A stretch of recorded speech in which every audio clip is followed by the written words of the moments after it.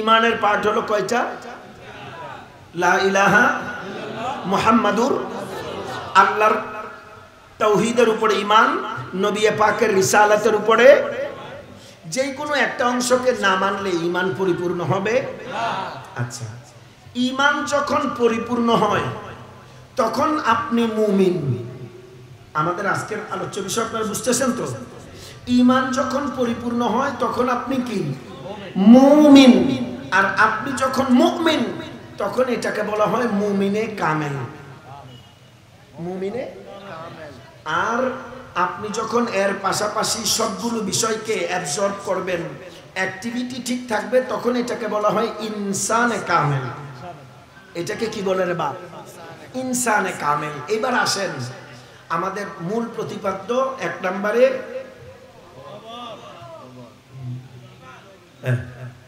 সব তালগুন পাকে 1 নম্বরে, আবার জোরে 2 নম্বরে, 3 নম্বরে। এই তিনটা বিষয় ঈমানের সাথে জড়িত। প্রথম ঈমানের পাঠ হলো কয়টা? লা ইলাহা মুহাম্মাদুর, এতটুকু পর্যন্ত ক্লিয়ার। এরপরে আসে প্রথমত দুটো বিষয় ঈমান পরিপূর্ণ হওয়ার পরে প্রাথমিক পর্যায়ে ঈমানের পাঠ আবার হলো 7টা। জোরে বলেন কয়টা? 7টা। আমার মুখে মুখে পড়বেন, আমানতু বিল্লাহি ওয়া মালাইকাতিহি ওয়া কুতুবিহি ওয়া রুসুলিহি ওয়াল ইয়াউমিল আখিরি ওয়াল কদরি খাইরিহি ওয়া শাররিহি মিনাল্লাহি তাআলা ওয়াল বাসি বাদাল মাউত। পাইছেন? কবর, হাসর, মউত। 7 ঈমানের মধ্যে আমানতু বিল্লাহ 1 নাম্বার, আল্লাহর উপর ঈমান। ওয়া মালাইকাতিহি, ফেরেশতাদের উপর ঈমান। ওয়া কুতুবিহি, আসমানি কিতাবসমূহের উপর ঈমান। ওয়া রুসুলিহি, সকল নবী পয়গম্বরদের উপর ঈমান। আমানতু বিল্লাহ ওয়া মালাইকাতিহি ওয়া কুতুবিহি ওয়া রুসুলিহি ওয়াল ইয়াউমিল আখির, পরকালের উপর ঈমান, আই মিন হাসরের উপর ঈমান। ওয়াল কদরি খাইরিহি ওয়া শাররিহি, তাকদীরের উপর ঈমান, সেটা ভালো হোক আর মন্দ হোক, মিনাল্লাহি তাআলা, কার পক্ষ থেকে আসে? ওয়াল বাসি বাদাল মাউত, সর্বশেষ হলো আপনার ঈমান হলো মৃত্যু এবং মৃত্যু পরবর্তী জীবনের উপর ঈমান। জোরে বলেন সুবহানাল্লাহ। তার মানে আজকের যে বিষয়বস্তু, এটা নিছক কোনো বিষয় নয়, এইটা মুমিন মুসলমানের ঈমানের সাবজেক্ট। কিসের সাবজেক্ট? ঈমানের সাবজেক্ট। এইবার আসেন মৃত্যু, মউত। কুরআনুল কারীমের মধ্যে আল্লাহ রাব্বুল আলামিন বলেন, বিসমিল্লাহির রহমানির রহিম, কুল্লু নাফসিন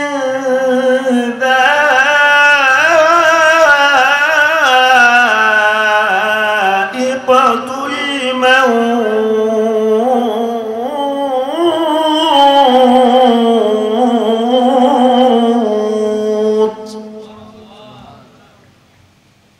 নিশ্চয়ই প্রতিটি প্রাণীকে মৃত্যুর স্বাদ গ্রহণ করতে হবে।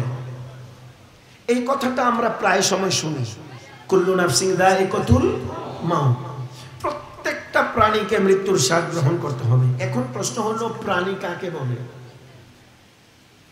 এক কথায় বুঝে নিবেন, যার প্রাণ আছে তাকে প্রাণী বলে। যার প্রাণ আছে আবু, তাকে কি বলে? প্রাণী বলে। প্রাণ নাই যার, প্রাণী নয় সে। প্রাণ আছে যার, প্রাণী হয় সে। যার প্রাণ আছে। আর প্রতিটি প্রাণ সম্পন্ন বস্তুকে মৃত্যুর স্বাদ গ্রহণ করতে হবে। এখানে একটা পয়েন্ট আমি আপনাদেরকে খুব বোল্ডলি বলছি, মৃত্যুবরণ করতে হবে নয়, মৃত্যুর খাবার খাওয়া আর খাবারের স্বাদ গ্রহণ করা কি এক? আপনারা আমার কথা, এটা খুব ইম্পর্টেন্ট কথা, খুব মনোযোগ দিয়ে। কি হয়েছে রে বাবা? কি কি কি হয়েছে? আমার দিকে? না না না, আমার দিকে, এটা তো নয়েজ করে, আমি ওই দিকে দিতে বলেছি। ওনারা কষ্ট করে আলোচনা শুনতেছে, যে ওনারা আরামে কথাগুলো শুনুক না, অসুবিধা নেই। আপনারা রিল্যাক্সে কথা শুনলে আমার ভালো লাগবে, আমার কষ্ট হলে অসুবিধা নেই। বরঞ্চ আমি মনে করি এই ঘাম যদি এখন ঝরে যায়, কিয়ামতের দিন আর ঘাম ঝরতে হবে না। আমার মুস্তাফার কদমে যদি মিসকিনদের জায়গা হয়ে যায়, যেই দিন সূর্যের তাপ মানুষকে বেকারার করে ফেলবে, সেই দিন যদি মুনিব দয়া করে যে দুনিয়াতে এগুলা কবর হাসরের ভয়ে ঘাম জড়াইছে, থাক আজকে এগুলারে মাফ করে দাও। চাইলে সম্ভব না অসম্ভব? জোরে বলেন না, সম্ভব না অসম্ভব? আয় হায়, ইমাম শরফুদ্দীন বুসিরি রাহমাতুল্লাহি আলাইহি বলতেছেন, ইয়া আকরামাল খালকি মালিমান আলুযু বিহি সিওয়াকা ইনদা হুলুলিল হাদিসিল আমামি। বলে ইবাদত দিয়ে, নামাজ দিয়ে, রোজা দিয়ে আপনি পার পাওয়ার চিন্তা ভুলেও করবেন না। কিয়ামতের দিন আল্লাহর দরবার থেকে ক্ষমা পাওয়ার একমাত্র উপায় হলো কমপ্লিট আল্লাহর দয়ার উপরে নির্ভর। আল্লাহর দয়া ছাড়া কোনো উপায়, আর আমার পেয়ারা মাহবুব নবীর শাফাআতের উপরে নির্ভর করবে বান্দা মুক্তি পাবে কি পাবে না। এই জন্য জোরে সোরে আমার প্রাণপ্রিয় ভাইয়েরা বলেন, আমার নবী ছাড়া কোনো উপায় মুহাব্বতে বলেন, নবী ছাড়া কোনো উপায়, নবী ছাড়া নাই সাহারা, নবী ছাড়া নাই জানো দুনিয়া ভালা, নবী মোদের নয়ন মনি, ঠিক না?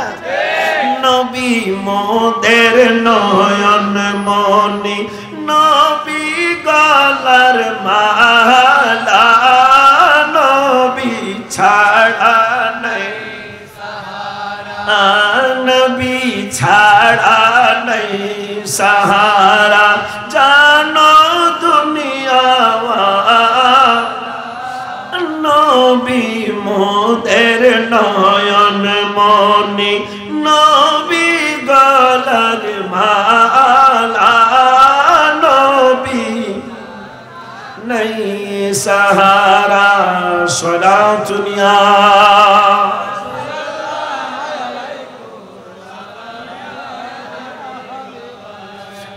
যন্ত্রণা কত ভয়াবহ, ভয়ানক।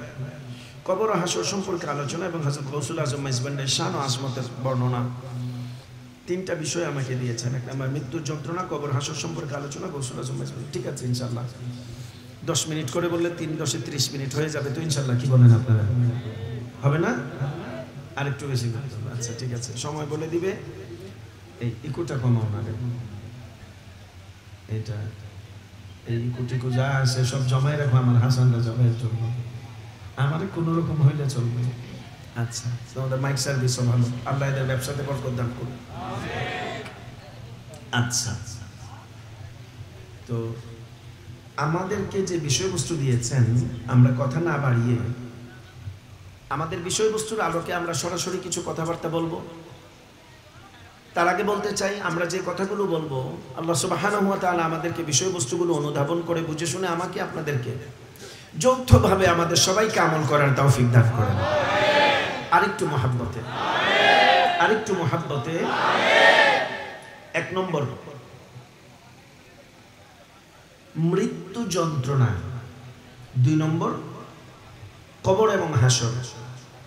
এই যে 3টা শব্দ বললাম, 1 নম্বরে হলো মৃত্যু, মৌত। আমার মুখে মুখে বলেন, 1 নম্বরে 2 নম্বরে কবর, 3 নম্বরে হাসর। এই 3টা শব্দ, 1 নম্বরে হলো মৃত্যু,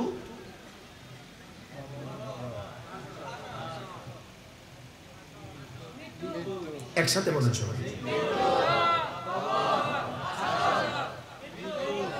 এলোমেলো হচ্ছে, এক আওয়াজে, ধারাবাহিক।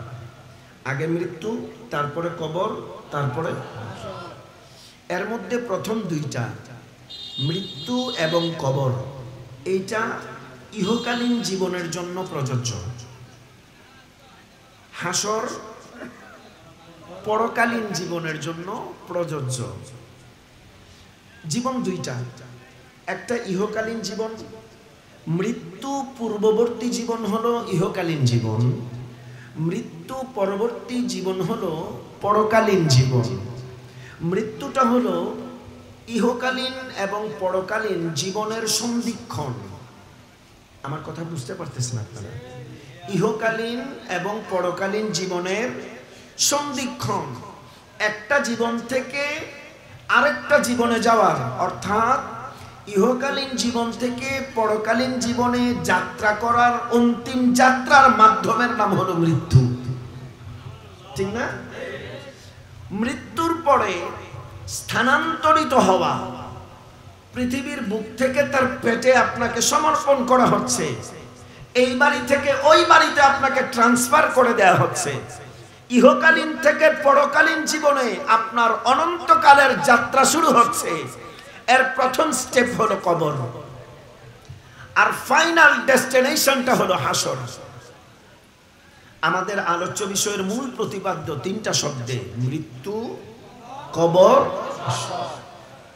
আমি বরাবর আমার বিষয়বস্তুর আলোকে কথা বলতে আমি খুব পছন্দ করি, এবং বিষয়বস্তু যদি সুন্দর হয়, কোরআন এবং সুন্নাহ থেকে নির্যাসমূলক কথা বলতে আমরা অত্যন্ত স্বাচ্ছন্দ্য বোধ করি। কারণ যেই জামানা চলছে খুব একটা সুবিধার যাচ্ছে না। কারণ এরকম নয়, এর চাইতে আরো বিশাল বিশাল মাহফিল, যেখানে হাজার হাজার মানুষ এরকম বড় বড় জমায়েতে, যেখানে কোরআন শরীফ হাতে নিয়ে কোরআনের অপব্যাখ্যা হচ্ছে তাফসীরের নাম দিয়ে। আওয়াজটা জোরে হলে খুশি হতাম। যেখানে অপব্যাখ্যা হচ্ছে কোরআনের নাম দিয়ে তাফসীরের, যেখানে আমার প্যারা মাহবুব নবীর শানে বেয়াদবি করা হচ্ছে দিবালোকে। সাম্প্রতিককালে আমরা দেখতে পাচ্ছি আমার নবীকে সাংবাদিক বলা হচ্ছে। জোরে বলেন। যে আমার নবীকে সাংবাদিক বলেছে, বেটা বড় সাংঘাতিক, কথা বলে না। যে নবীকে সাংবাদিক বলেছে এই ব্যক্তি বড় সাংঘাতিক। তো এই জাতীয় সাংঘাতিক ব্যক্তির সাংবাদিকতা পূর্ণ আলোচনা থেকে আল্লাহ আমাদেরকে হেফাজত করুন।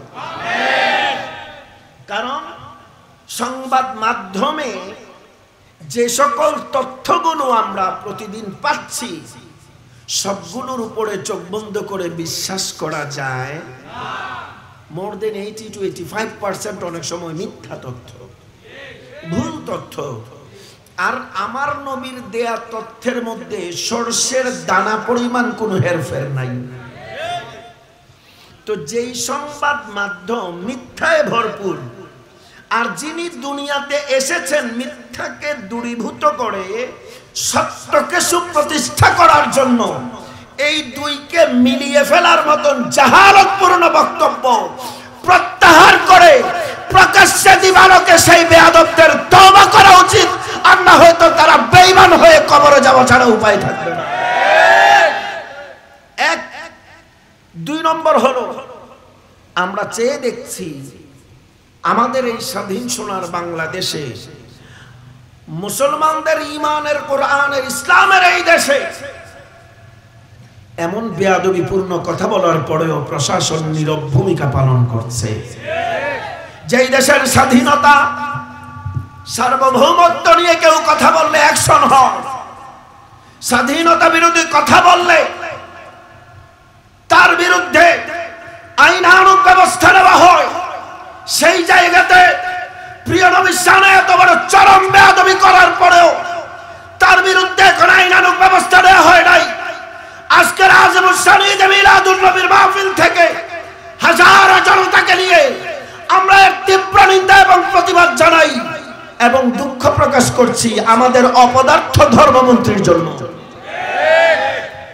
এই ভদ্রলোক নামে আলেম, দেখতে আলেম, সম্মান রেখে বলছে মাননীয় ধর্মমন্ত্রী, আপনার হাতে আল্লাহ ক্ষমতা দিয়েছে, আপনার নবীর শানে বেয়াদবি হয়েছে, আপনি প্রতিবাদ করেন নাই, একটা ব্যবস্থা পর্যন্ত নেন নাই, আপনি বসে বসে তামাশা দেখছেন। মনে রাখবেন, নবীর বেয়াদবদের বিরুদ্ধে ব্যবস্থা না নিলে আপনাদের অবস্থা এমন হবে গোটা জগৎ সেই তামাশা বসে বসে দেখবে। আল্লাহু আকবার। ইয়া রাসূলুল্লাহ।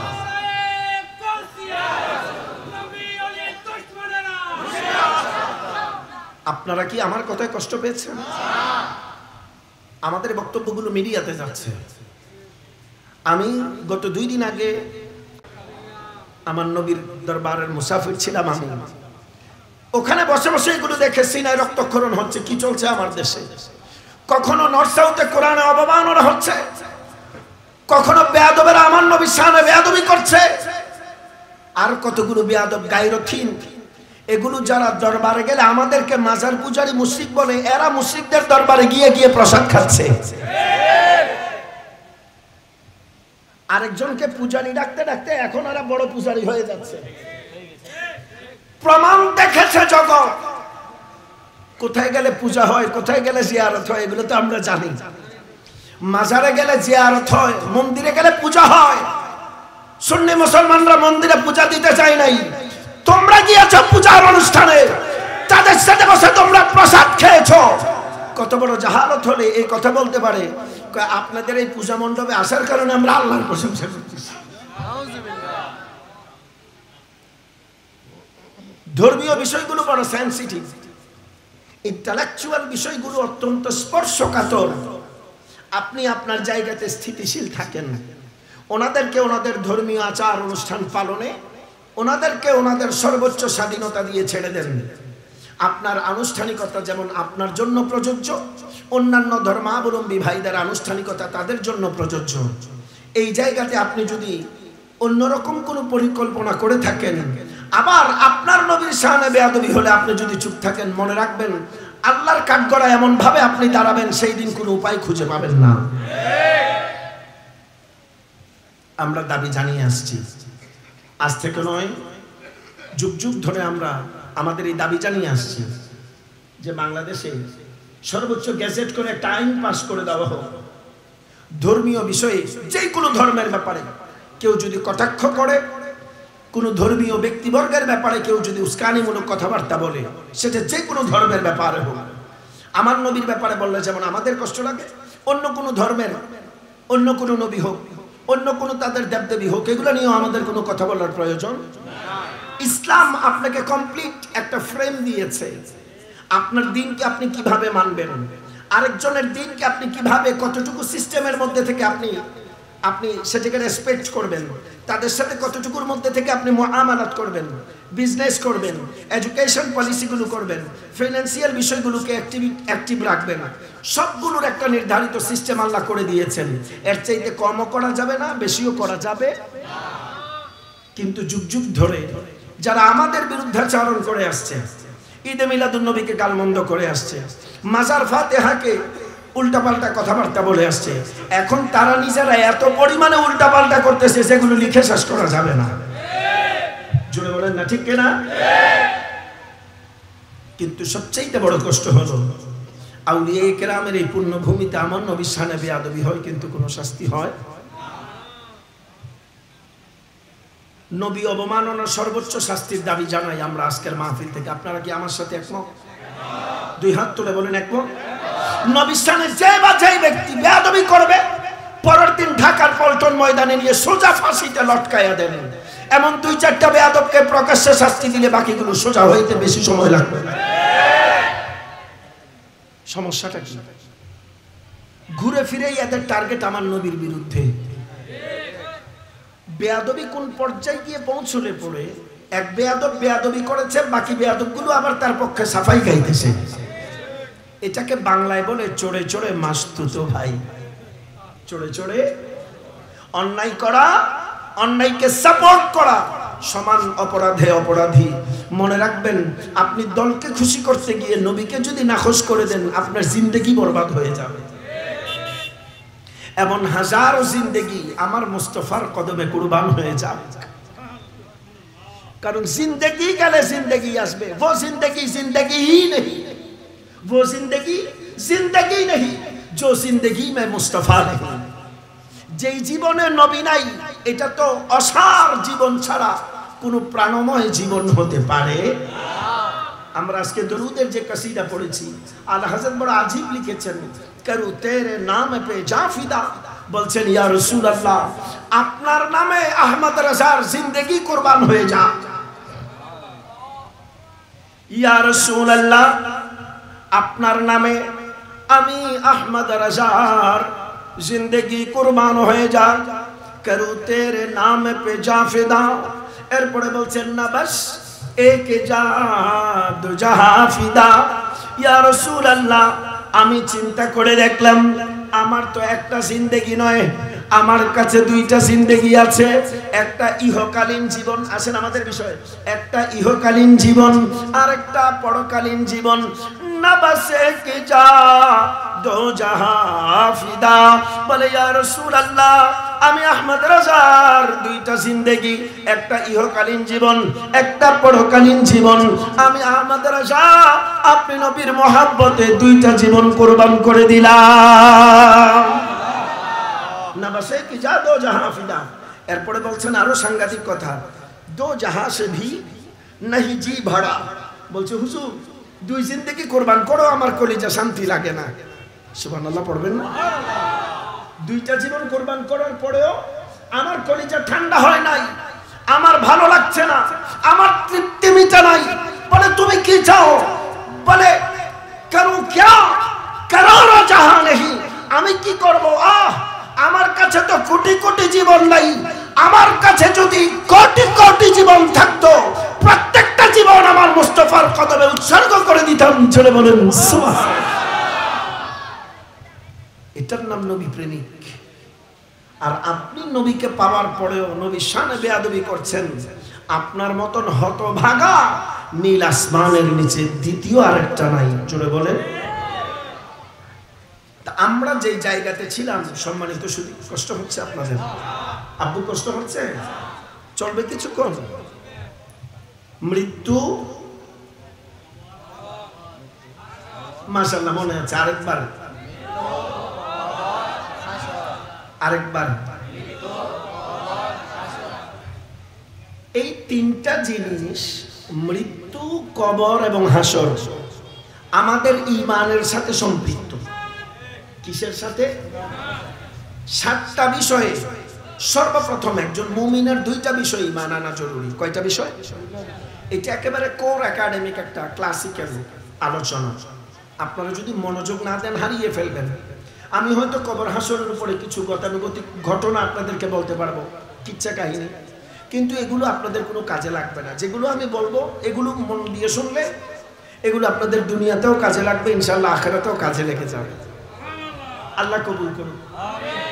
অতএব মনোযোগ দিবেন দিলের কান দিয়ে। এই তিনটা বিষয় ঈমানের সাথে সম্পৃক্ত। একজন মানুষের, একজন মুমিনের ঈমানের প্রথম পার্ট হলো দুইটা। জোরে বলেন কয়টা? আমার মুখে মুখে বলেন লা ইলাহা ইল্লাল্লাহু মুহাম্মাদুর রাসূলুল্লাহ। এই যে আমরা এখন যেটা পড়লাম এটাকে কি বলে? কালিমায়ে তাইয়্যিবা, কালিমাতুন তাইয়্যিবা। কোরআনের ভাষায় আছে কালিমাতুন তাইয়্যিবাতুন নাসলুহা সাবিতুন ওয়া ফারউহা ফিস সামা। কোরআনের ভাষায় পবিত্র বাক্য। কালিমা মানে বাক্য, তাইয়্যিব মানে পবিত্র, পবিত্র বাক্য। আমার নবী, এটা বুখারীর হাদিস, মুত্তাফাক আলাইহি হাদিস, আবু হুরায়রা রাদিয়াল্লাহু তাআলা থেকে বর্ণনা করা হয়েছে। আমার নবী বলেন যখন তোমাদের সন্তান হয়, সন্তান যখন কথা বলতে শিখে, সর্বপ্রথম তোমরা সন্তানকে কালিমা শরীফ শিখাও। জোরে বলেন না? তো এই যে কালিমা, কালিমা একটা পবিত্র বাক্য। এইটার অংশ কয়টা? জোরে বলেন। আলোচনা কিন্তু এখন ভাঙতেছে, গভীরে যাচ্ছি। পার্ট কয়টা? একটা লা ইলাহা, আরেকটা মুহাম্মাদুর। তো লা ইলাহা ইল্লাল্লাহ, আল্লাহ ছাড়া কোনো ইলাহ নাই। মুহাম্মাদুর রাসূলুল্লাহ সাল্লাল্লাহু আলাইহি ওয়াসাল্লাম, মুহাম্মদ সাল্লাল্লাহু আলাইহি ওয়াসাল্লাম আল্লাহর রাসূল। মুহাম্মদ সাল্লাল্লাহু আলাইহি ওয়াসাল্লাম আল্লাহর রাসূল। দুইটা অংশ, একটা লা ইলাহা ইল্লাল্লাহ, এটা হলো তাওহীদের স্বীকৃতি, আল্লাহ রাব্বুল আলামিনের উলুহিয়তের স্বীকৃতি। মুহাম্মাদুর রাসূলুল্লাহ রিসালাতের স্বীকৃতি।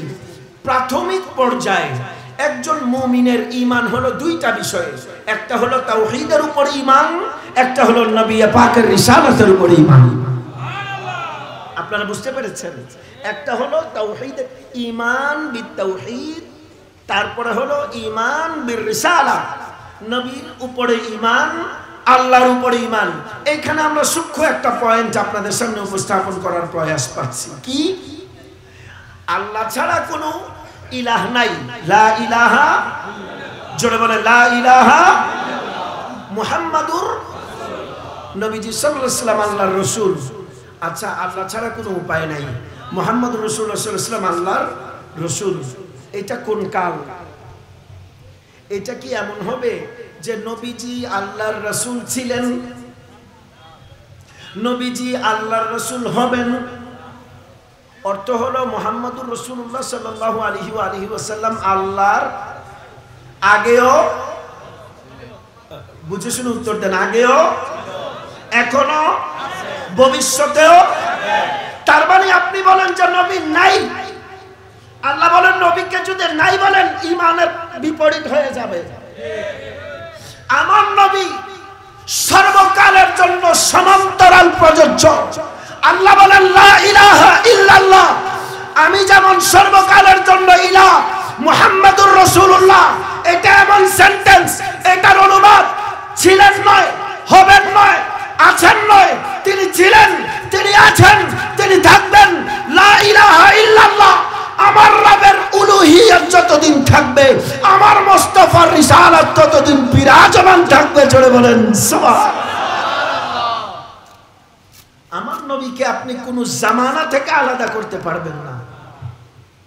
আমার মুস্তাফাকে আপনি কোন জামানা থেকে আলাদা করতে পারবেন না। আমার মুস্তাফাকে আপনি আল্লাহর সাথে থেকে আলাদা করতে পারবেন না। পারবেন? এখন তো ধর্মীয় লেবাসে অনেক নাপিত বের হয়েছে। এদের হাতে একটা খুরকেচি থাকে, একটা কেচির নাম শিরিক আর একটা কেচির নাম বেদাত। এই নাপিতের হাতে কেচি কয়টা? এক কেচির নাম হলো শিরিক, আরেক কেচির নাম হলো যত্রতত্র। এই নাপিতেরা কেচি চালায়। জোরে বলেন ঠিক কিনা? বুঝে আর না বুঝে যত্রতত্র এই নাপিতেরা কেচি চালায়, কিন্তু এরা জানে না এদের কেচিতে যে ধার নাই। আপনারা আমার কথা বুঝতেছেন? কেচিতে যদি ধার না থাকে, এই কেচি দিয়ে কি কাজ হবে? কাপড় কাটবে? এটাকে বলে ভোঁতা কেচি। ভোঁতা সিজাঙ্গের ভাষায় এটা কি বলে? ভোঁতা কাশি। এই ভোঁতা কাশি দিয়ে কাপড় কাটা যেমন যাবে না, এরকম বেয়াদবির কেচি দিয়ে নবীর প্রেম কাটা যাবে না। নবীর প্রেম এটা ঐশ্বরিক দয়া, এইটা ইমানদারের কলিজার ভিতরে আল্লাহ সেট করে দিয়েছেন। আপনি যত চেষ্টা করেন এই প্রেম থেকে পাগলদেরকে আপনি বিচ্ছিন্ন করতে পারবেন না। বরঞ্চ যে বিচ্ছিন্ন করার চেষ্টা করবে সে নিজে বিচ্ছিন্ন হয়ে যাবে। আবু জাহেল, এবার আসেন হিস্টোরি। আবু জাহেল চেষ্টা করেছে আবু বকরকে সরাইতে, ওমরকে সরাইতে, উসমানকে সরাইতে, তলহাকে সরাইতে, আলীকে সরাইতে, জুবাইরকে সরাইতে, তারপরে সুমাইয়াকে সরাইতে, বিলালকে সরাইতে। তারা চেষ্টা করেছে, নিজেরা সরে গেছে। ইয়েজিদরা চেষ্টা করেছে হোসেইনকে সরাইতে, ইয়েজিদ সরে গেছে। নমরুদরা চেষ্টা করেছে ইব্রাহিমকে সরাইতে, নিজেরা সরে গিয়েছে।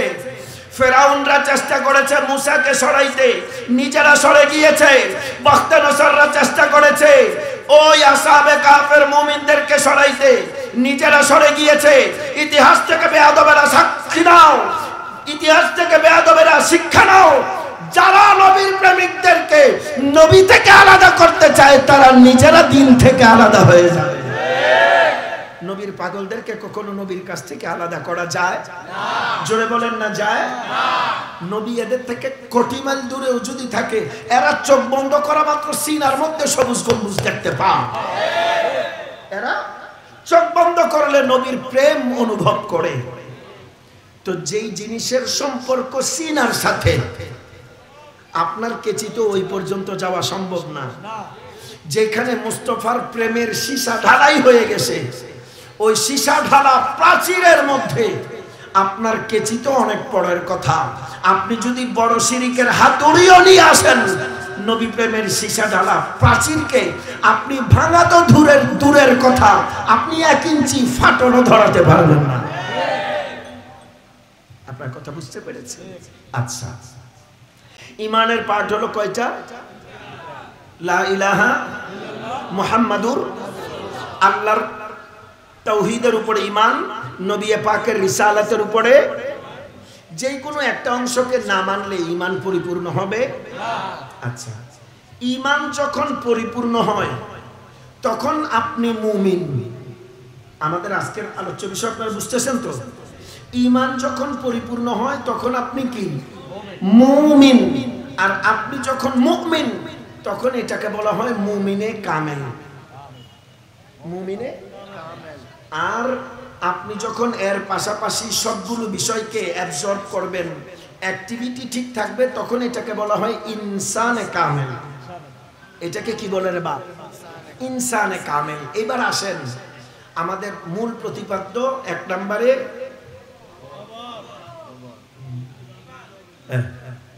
সব তালগুন পাকের 1 নম্বরে, আবার জোরে 2 নম্বরে, 3 নম্বরে।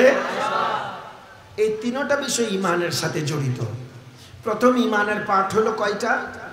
লা ইলাহা মুহাম্মাদুর, এতটুকু পর্যন্ত ক্লিয়ার। এরপরে আসে প্রথমত 2টো বিষয়ে ঈমান পরিপূর্ণ হওয়ার পরে প্রাথমিক পর্যায়ে ঈমানের পাঠ আবার হলো 7টা।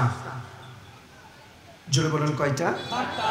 আমার মুখে মুখে পড়বেন, আমানতু বিল্লাহি ওয়া মালাইকাতিহি ওয়া কুতুবিহি ওয়া রুসুলিহি ওয়াল ইয়াউমিল আখিরি ওয়াল কদরি খাইরিহি ওয়া শাররিহি মিনাল্লাহি তাআলা ওয়াল বাসি বাদাল মাউত। পাইছেন? কবর, হাসর, মউত। 7 ঈমানের মধ্যে আমানতু বিল্লাহ 1 নাম্বার, আল্লাহর উপর ঈমান। ওয়া মালাইকাতিহি, ফেরেশতাদের উপর ঈমান। ওয়া কুতুবিহি, আসমানি কিতাব সমূহের উপর ঈমান। ওয়া রুসুলিহি, সকল নবী পয়গম্বরদের উপর ঈমান। আমানতু বিল্লাহ ওয়া মালাইকাতিহি ওয়া কুতুবিহি ওয়া রুসুলিহি ওয়াল ইয়াউমিল আখির, পরকালের উপর ঈমান, আই মিন হাসরের উপর ঈমান। ওয়াল কদরি খাইরিহি ওয়া শাররিহি, তাকদীরের উপর ঈমান, সেটা ভালো হোক আর মন্দ হোক, মিনাল্লাহি তাআলা, কার পক্ষ থেকে আসে? ওয়াল বাসি বাদাল মাউত, সর্বশেষ হলো আপনার ঈমান হলো মৃত্যু এবং মৃত্যু পরবর্তী জীবনের উপর ঈমান। জোরে বলেন সুবহানাল্লাহ। তার মানে আজকের যে বিষয়বস্তু, এটা নিছক কোনো বিষয় নয়, এটা মুমিন মুসলমানের ঈমানের সাবজেক্ট। কিসের সাবজেক্ট? ঈমানের সাবজেক্ট। এবার আসেন মৃত্যু, মউত। কুরআনুল কারীমের মধ্যে আল্লাহ রাব্বুল আলামিন বলেন, বিসমিল্লাহির রহমানির রহিম, কুল্লু নাফসিন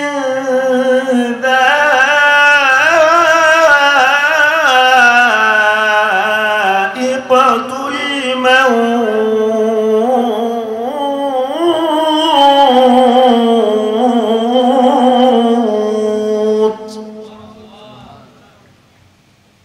নিশ্চয়ই প্রতিটি প্রাণীকে মৃত্যুর স্বাদ গ্রহণ করতে হবে।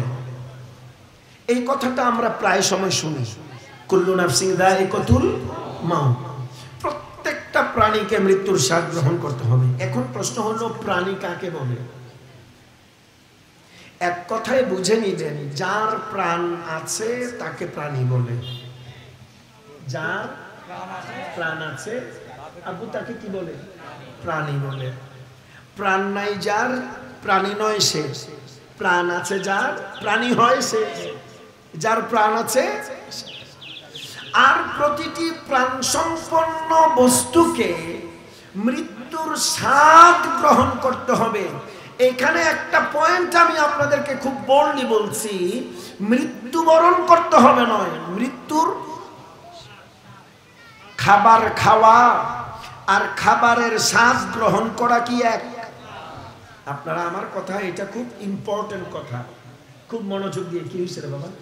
কি কি কি হয়েছে? আমার দিকে? না না না, আমার দিকে, এটা তো নয়েজ করে, আমি ওই দিকে দিতে বলেছি। ওনারা কষ্ট করে আলোচনা শুনতেছে, যে ওনারা আরামে কথাগুলো শুনুক না, অসুবিধা নেই। আপনারা রিল্যাক্সে কথা শুনলে আমার ভালো লাগবে, আমার কষ্ট হলে অসুবিধা নেই। বরঞ্চ আমি মনে করি এই ঘাম যদি এখন ঝরে যায় কিয়ামতের দিন আর ঘাম ঝরতে হবে না।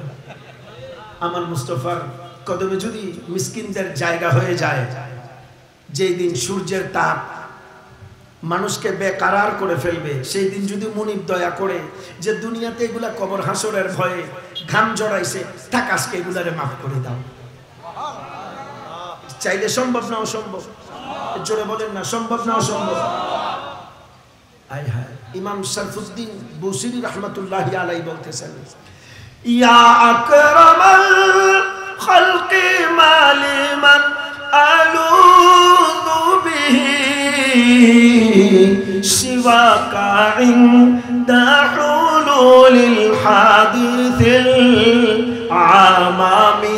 বলে ইবাদত দিয়ে, নামাজ দিয়ে, রোজা দিয়ে আপনি পার পাওয়ার চিন্তা ভুলেও করবেন না।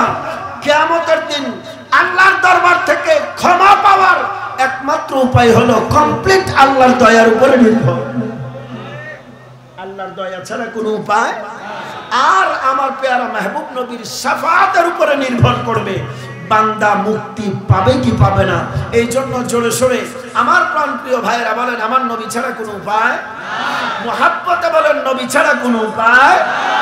নবী ছাড়া নাই সাহারা, নবী ছাড়া নাই সাহারা, জানো দুনিয়া বালা নবী মোদের নয়ন মনি। ঠিক না?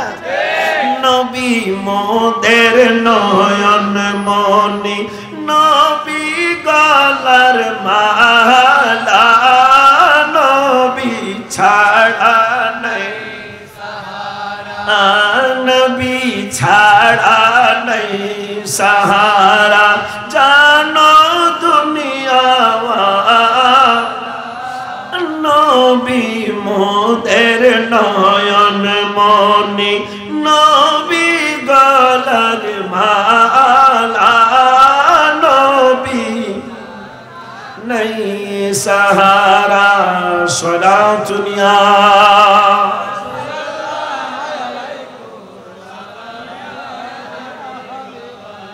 আলাইকুম সলাতুনিয়া।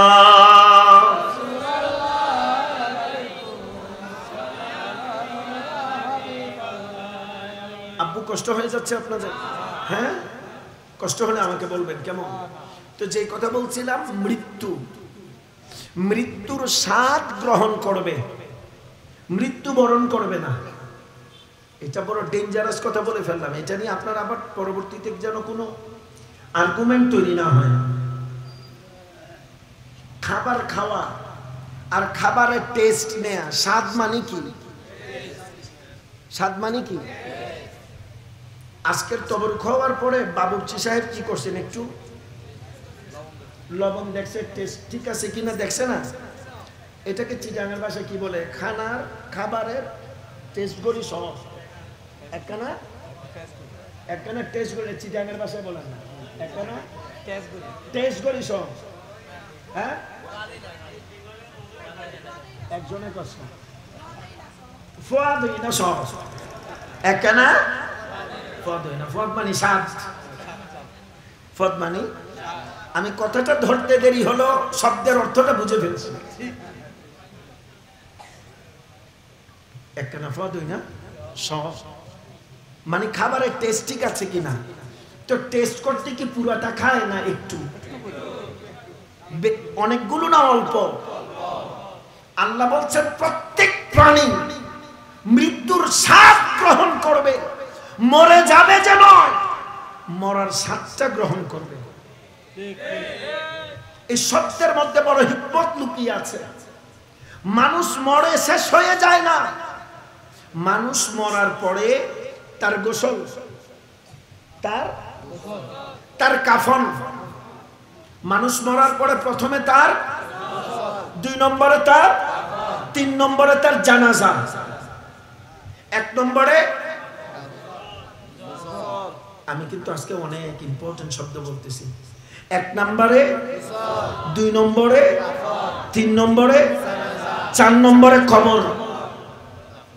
আমার সাবজেক্ট ঠিক আছে তো? ইব্রাহিম কই গেল? সাবজেক্ট ঠিক আছে? আচ্ছা, ইব্রাহিম আবার চিন্তা করবে সাবজেক্টের বাইরে গেলে হাদিয়া কম। আচ্ছা, আল্লাহ তৌফিক। আমার আজকে জান পড়ে গেছে। এ প্রতিদিন আমার সাথে কথা বলেছে। আমি যখন মদিনা শরীফে, শুধু একটা কথা বারবার বলছে, হুজুর আমার নবীর দরবার একটু বলেন, আমাদের মাহফিলটা যেন সফল হয়। আল্লাহ এদের প্রেমকে কবুল করেন। আমি প্রাণ ভরে দোয়া করেছি, আল্লাহ আপনাদের সবাইকে কবুল করুক। এমন মাহফিলের মজলিস যেন আপনারা মদিনার জমিনে গিয়ে করতে পারেন। আল্লাহ কবুল করুন। 1 নম্বরে গোসল, 2 নম্বরে কাফন, 3 নম্বরে জানাজা, 4 নম্বরে এই গোসল দিয়ে কাফন পড়াইয়া জানাজা দিয়া কবর দেওয়া পর্যন্ত মৃত্যু। একজন মানুষ মারা গিয়েছেন, গোসল হলো, কাফন হলো, জানাজা হলো, কবর দিলেন, আবার জিন্দা। কুল্লু নাফসিন যায়িকাতুল মাউত। যায়িকা, যায়িকা মানে হলো স্বাদ। আল্লাহ বলে মৃত্যুর স্বাদ গ্রহণ করবে, মরে যাবে যেন, একবারে নিঃশেষ হয়ে যাবে যেন। নির্ধারিত কিছু সময়ের জন্য প্রত্যেকটা প্রাণী মৃত্যুর টেস্ট নিবে। কিসের টেস্ট? মৃত্যু কেমন, इसका जायका कैसे है, वो चाखेगा। এটা টেস্ট নিবে, মরে যাবে নয়। কতক্ষণ? গোসল, কাফন, জানাজা, কবর, আবার জিন্দা। আচ্ছা, ভাইজানের নাম আলহাজ মোহাম্মদ সুলাইমান। উনি এখন কি কথা বলে না? আলোচনা হচ্ছে যে একেবারে প্র্যাকটিক্যাল। আব্বু একটু কথা বলতে হবে। আমাদের সুলাইমান ভাই এখন কি?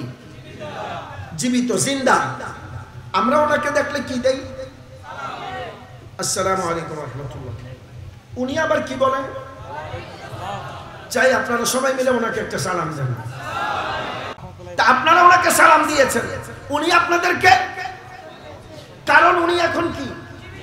জিন্দা, উনি জীবিত। জীবিত ব্যক্তিকে সালাম দিতে হয়। ওনাকে এখন আমরা যখন দেখি কি বলি? ওয়া সুলাইমান সাহেব আইয়ের, সুলাইমান সাহেব আইয়ের, সুলাইমান সাহেব আসতেছে। এই প্রাণটা যখন চলে যাবে তখন সুলাইমান সাহেব বলবে না, বলবে এটা কে বলবে? সুলাইমান সাহেবের লাশ।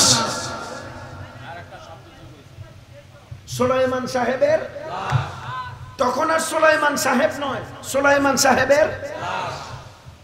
এখানে খুব ডিপ একটা তরিকতের কথা বলি। আমাদের তরিকত চর্চা একটা শব্দ প্রায় সময় বলা হয়, মান আরাফা নাফসাহু ফাকাদ আরাফা রাব্বাহু। নিজে নিজেকে চিনো তাহলে আল্লাহকে চিনতে পারবা। হু আই এম, আমি কে? ওনার নাম সুলাইমান। ওনাকে যদি জিজ্ঞাসা করি আপনার নাম, উনি বলছে মোহাম্মদ সুলাইমান। এইটার নাম কি? এইটার নাম আপনারা চিনেন না মনে হয়? উত্তর, উত্তর। এইটার নাম, এইটার নাম মধ্যম আঙ্গুল। এইটারও একটা নাম, এইটার নাম, এইটা নখ, নখ। এইটার নাম, এইটার নাম হাতের, এইটার নাম হাতের, এইটার নাম হাতের, এইটার নাম হাতের বাহু। মাথার চুল থেকে পায়ের নখ পর্যন্ত প্রত্যেকটা অর্গান পার্ট হিউম্যান বডি, মানব দেহের ইনস এন্ড আউটস, ভিতরে এবং বাহিরে প্রত্যেকটা অর্গান পার্টের আলাদা আলাদা নাম আছে না? আজকের আলোচনা কিন্তু অনেক গভীরে হচ্ছে, আপনার এগুলো আকল দিয়ে বুঝতে হবে। প্রত্যেকটা অর্গান পার্টের আলাদা আলাদা কি আছে? পার্ট বাই পার্ট নাম আছে, ভিতরের গুলোরও আছে, কিডনি, গুর্দা, প্রত্যেকটা রোগের আলাদা আলাদা নাম আছে। আপনি হিউম্যান অ্যানাটমির ক্লাসে যদি কোনো ফিজিশিয়ান ডক্টরকে নিয়ে এসেন, সে আপনাকে সবগুলো পার্ট বাই পার্ট বলে দিবে। ইনস এন্ড আউটস, প্রত্যেকটা হিউম্যান বডি অর্গান পার্টের আলাদা আলাদা নাম আছে। ভাইজান, আমি যদি এখন আঙ্গুল থেকে শুরু করে, নখ থেকে শুরু করে চুল পর্যন্ত সব আলাদা করে ফেলি, এটার নাম নখ, এটার নাম আঙ্গুল, এটার নাম কবজি, এটার নাম হাত, এটার নাম তালু, এটার নাম চুল, সবগুলোকে যদি আলাদা আলাদা করে ফেলি, এরপরে যদি জিজ্ঞাসা করি এটার নাম আঙ্গুল, এটার নাম নখ, সব পাইলাম, তো সুলাইমানটা কোথায়? Where is the Sulaiman? आईना सुलाइमान? सुलाइमान कहाँ है? सुलाइमान किधर? अभी दिखाओ मुझे। অনেক গভীরে চলে গিয়েছি আমরা এখন। সুলাইমানটা কোথায়? প্রত্যেকটা অর্গান পার্টকে আলাদা করে ফেলেছি। এখন সুলাইমান কোথায়? আপনি বলছেন সুলাইমান কোথায়? সুলাইমান হলো রূহ। সুলাইমানটা কে? আমার নবীকে সাহাবীরা প্রশ্ন করবেন, ইয়াসআলুনাকা আনির রূহ কুলির রূহু মিন আমরি রাব্বি। আমার নবীকে আল্লাহ শিখাই দিচ্ছেন, ইয়া রাসূলুল্লাহ, আপনার সাহাবীরা আপনার কাছে জানতে চাইবে রূহ কাকে বলে, আপনি শুধু বলে দেন কুলির রূহু মিন আমরি রাব্বি। রূহ হলো আল্লাহর হুকুম, যেই হুকুমটা আল্লাহ বললে মানুষের দেহের মধ্যে থাকে, মানুষকে জিন্দা রাখে। আবার আল্লাহর হুকুম হলে দেহ থেকে বের হয়ে মানুষকে মৃত্যুবরণ করা।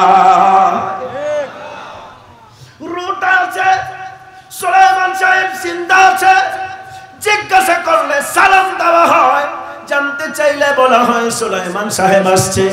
আর রূহটা যখন বের হয়ে যায়, প্রাণ পাখি যখন চলে যায়, সুলাইমান সাহেব আর অ্যাক্টিভ নাই, তখন ইনঅ্যাক্টিভ হয়ে যায়। সুলাইমান সাহেব পড়ে থাকে। এখন যদি উনি শুয়ে থাকে, জিজ্ঞাসা করলো ওবা ইবা হন, ওয়া ইবে হন, আপনি বলবেন ইবে সুলাইমান আলী, ওয়া হয়েছে না, ইবে সুলাইমান আলী, এবার সুলাইমান সাহেব, সুলাইমান সাহেব। আর ওই যে রূহ সুলাইমান মিয়া দৌড় দিলে, এরপরে জিজ্ঞাসা করে এটা কে? বলে এটা সুলাইমান সাহেবের লাশ। এটা সুলাইমান সাহেবের লাশ। যতক্ষণ জিন্দা ততক্ষণ সালাম, আসসালামু আলাইকুম ওয়া রাহমাতুল্লাহ, ততক্ষণ পর্যন্ত সালাম। বান্দা যখন মৃত্যুবরণ করে, ইন্তেকাল করে, তার রূহটা চলে যায়, লাশটা শুয়ে রাখা হয়েছে, ওই সময় গিয়ে কি কেউ সালাম দেয়? কথা বলেন না। গোসলের সময় সালাম দেয়? জানাজার সময়? কাফনের সময়? সবগুলো কমপ্লিট করে যখন আবার কবরে দিয়ে দেওয়া হয়, আমার নবী বলেন আসসালামু আলাইকুম ইয়া আহলাল কুবুর। এতক্ষণ মৃত্যু ছিল, মৃত্যুর টেস্ট গ্রহণ করা শেষ, আবার জিন্দা, আবার সালাম। ওরে বেয়াদব, তুমি বলো আমার নবী রওজায়ে পাকের মধ্যে মারা গিয়েছেন, তুমি তো জানো না যত বড় গুনাহগার হোক, সেটা মদখোর হোক আর জিনাখোর হোক আর সমাজের সবচেয়ে নিকৃষ্ট মানুষ হোক, আল্লাহর কোনো বান্দা মরে পচে গলে যায় না। কবরের মধ্যে যাওয়ার পরে আল্লাহর ওই বান্দাটা মৃত্যুর পরে আবার নতুন জীবন ফিরে পায়। দেহের ধ্বংস আছে, আত্মার কোনো ধ্বংস নাই। আত্মাটা চিরঞ্জীব, আত্মাটা জায়গা প্রস্থান করে, আত্মার রূহের কোনো মৃত্যু নাই। রূহটা আগেও ছিল, সৃষ্টির পর থেকে শেষ অবধি রূহটা থেকে যাবে, রূহের কোনো মৃত্যু হয়। এটা ইল্লিনে যাবে অথবা এটা সিজ্জিনে যাবে। এটা আবার আলোচনার আরেকটা অধ্যায়, আরেকটা চ্যাপ্টার। এটা নিয়ে আজকে কথা বললে আবার অনেক লম্বা হয়ে যাবে, আমরা কথাগুলো শেষ করতে হবে। মানুষ মারা গেল, সুলাইমান সাহেব থেকে সুলাইমান সাহেবের লাশ হলেন, সালাম দেওয়া বন্ধ। আল্লাহ বলছেন কুল্লু নাফসিন যায়িকাতুল মাউত, মৃত্যুর স্বাদ নাও। মানুষ স্বাদ নিচ্ছে, টেস্ট একটু করে, অল্প কিছু সময় মরা পড়ে আছে, কাফন হলো, গোসল হলো, জানাজা হলো, কবরের মধ্যে ঢুকাই দিয়ে চলে আসতেছে। আল্লাহ বলতেছে এটা রূহটা পাঠাই দিয়ে এটাকে আবার জিন্দা করে দাও। আমার নবী বলছে এটা জিন্দা, আগে জিন্দা ছিল, সালাম দিয়েছো, মৃত্যুর টেস্ট নিতে গিয়ে কিছুক্ষণের জন্য মারা গিয়েছে, সালাম অফ ছিল, কবরের মধ্যে ঢুকানোর পরে আবার রূহ চলে আসছে জিন্দা, আবার সালাম দাও। তার মানে কবরস্থানে কবরবাসীদেরকে সালাম দেওয়া, এইটা কবরবাসী জিন্দা হওয়ার প্রমাণ। কবরবাসী জিন্দা হওয়ার, যেখানে সাধারণ কবরবাসী জিন্দা সালাম দেওয়া যায়, সেখানে আমার নবী কি মরা? খুব গভীরের কথা। আমার নবীকে মরা বললে ঈমান থাকবে না। আমার নবী বলছেন হায়াতি খায়রুল লাকুম ওয়া মামাতি খায়রুল লাকুম, আমার জীবিত থাকা তোমাদের জন্য যেমন বরকতময়, আমার ইন্তেকাল করাটাও তোমাদের জন্য বরকতময়। তোমরা এই কথা কখনোই মনে করো না যে আমি নবী মরে গিয়েছি, আমি নিষ্প্রাণ নির্জীব হয়ে গিয়েছি, আমার কিচ্ছু করার ক্ষমতা নাই। কখনো এমনটা মনে করার কোনো কারণ নেই। দুনিয়াতে থাকতে যেমন আমি আমার উম্মতের খবরদারি করেছি, খেয়াল রেখেছি, আমি রওজায়ে পাক থেকে আমার উম্মতের খেয়াল রাখছি। জুড়ে বলেন সুবহানাল্লাহ। আর সদা সর্বদা জুবানে মুস্তাফাতে হচ্ছে রব্বি হাবলি, আল্লাহ আমার উম্মতকে মাফ করে দাও নয়, আল্লাহ আমার উম্মতকে ক্ষমা করে দাও নয়, আল্লাহ আমার উম্মতকে নাজাত দিয়ে দাও নয়। আমার নবী বলছে রব্বি হাবলি, আগে অর্থ বুঝেন, রব্বি হাবলি উম্মতি, আল্লাহ তুমি আমার উম্মতকে আমার হাওয়ালা করে দাও, আমার উম্মতকে আমার হাওয়ালা করে দাও, তোমার মাফ করার দরকার নাই, আমার উম্মতকে আমার করে দাও শুধু। কারণ আমার নবী জানেন যেটা আমার হয়ে যাবে এইটাকে আযাব গ্রাস করতে পারবে না। মা কানা আল্লাহু লিয়ুআযিবাহুম ওয়া আনতা ফীহিম, এক জামানায় নবীর উম্মতেরা বেয়াদবি করলে আসমান থেকে আযাব আসতো, কখনো বৃষ্টি, কখনো আগুনের বৃষ্টি, কখনো জলোচ্ছ্বাস, কখনো বন্যা, কখনো আগুন, কখনো পানি, কখনো বাতাস, কখনো মানুষকে বানর বানায় দেওয়া হতো, কখনো খাবারের মধ্যে ব্যাঙ দেখতে পেত, ইত্যাদি ইত্যাদি আযাব গজব দেওয়া হতো। কিন্তু আগেরকার দিনের নবীর উম্মতের চাইতে আমার নবীর উম্মতের এক শ্রেণীর উম্মত বেশি বেয়াদব। আগেরকার দিনের কোন নবীর উম্মত তাদের নবীর সাথে তাদের নবীর শানে এত বেয়াদবি করে নাই। একটু দুরূদ শরীফ পড়েন, সালাতুন ইয়া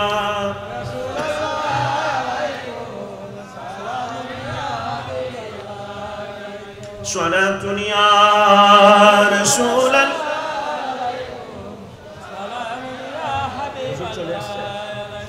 নসীমা জানিবে বদ হা গুজর কুন যে আহওয়াল মুহাম্মদ রা খবর কুন। সালাতুন ইয়া সালামুন ইয়া আলাইকুম, সালাতুন ইয়া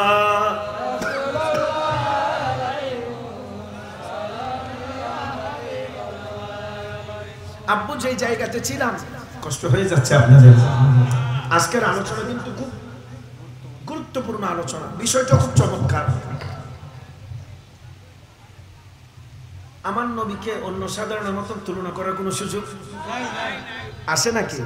কোনোভাবেই সম্ভব না। আমার নবী বলছেন আমি জিন্দা থাকতে যেমন সাহায্য করি, কবরের মধ্যেও সেমন সাহায্য করি। 59 হিজরিতে ইয়েজিদ বাহিনী মদিনাতে আক্রমণ করেছে।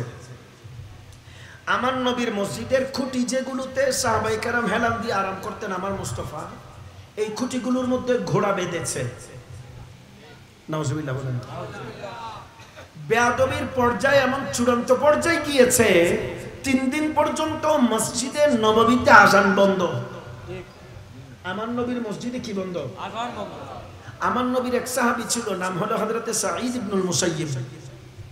সাঈদ ইবনুল মুসাইয়িব উনি বলছে মদিনাতে যখন আক্রমণ বেড়ে গিয়েছে, চলাফেরা স্বাভাবিক জীবন যাপন যখন ব্যাহত হচ্ছে, খুব ভয়ঙ্কর অবস্থা, এদের আক্রমণের অবস্থা খুব ভয়াবহ।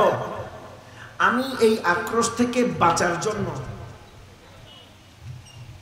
এই আক্রমণ থেকে বাঁচার জন্য আমি পাগলের ছদ্মবেশ ধারণ করেছি। কিসের ছদ্মবেশ?